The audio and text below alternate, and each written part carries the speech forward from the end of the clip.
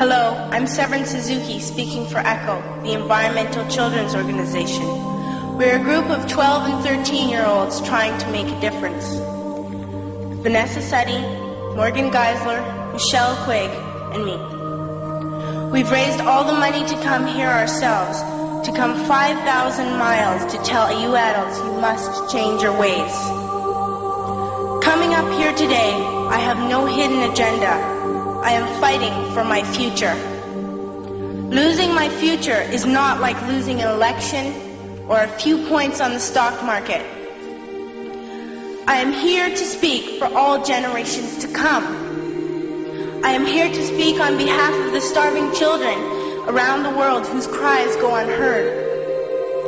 I am here to speak for the countless animals dying across this planet because they have nowhere left to go.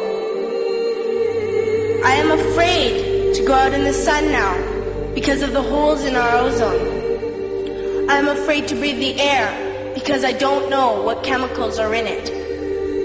I used to go fishing in Vancouver, my home, with my dad, until just a few years ago we found the fish full of cancers. And now we hear of animals and plants going extinct, every day vanishing forever. In my life, I have dreamt of seeing the great herds of wild animals, jungles and rainforests full of birds and butterflies. But now I wonder if they will even exist for my children to see. Did you have to worry of these things when you were my age? All this is happening before our eyes, and yet we act as if we have all the time we want and all the solutions. I'm only a child, and I don't have all the solutions. But I want you to realize, neither do you. You don't know how to fix the holes in our ozone layer. You don't know how to bring the salmon back up a dead stream.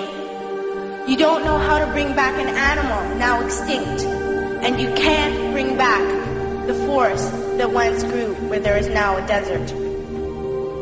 If you don't know how to fix it, please stop breaking it.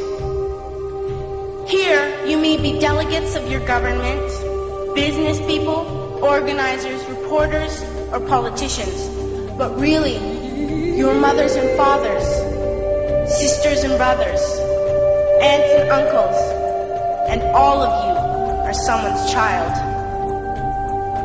I'm only a child, yet I know we are all part of a family, 5 billion strong, in fact, 30 million species strong. And borders and governments will never change that. I'm only a child, yet I know we are all in this together and should act as one single world towards one single goal. In my anger, I am not blind, and in my fear, I am not afraid of telling the world how I feel. In my country, we make so much waste. We buy and throw away, and yet northern countries will not share with the needy. Even when we have more than enough, we are afraid to share.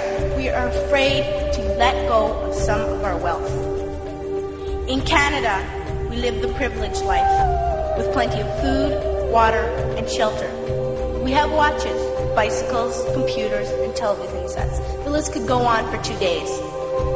2 days ago, here in Brazil, we were shocked when we spent time with some children living on the streets. This is what one child told us. I wish I was rich.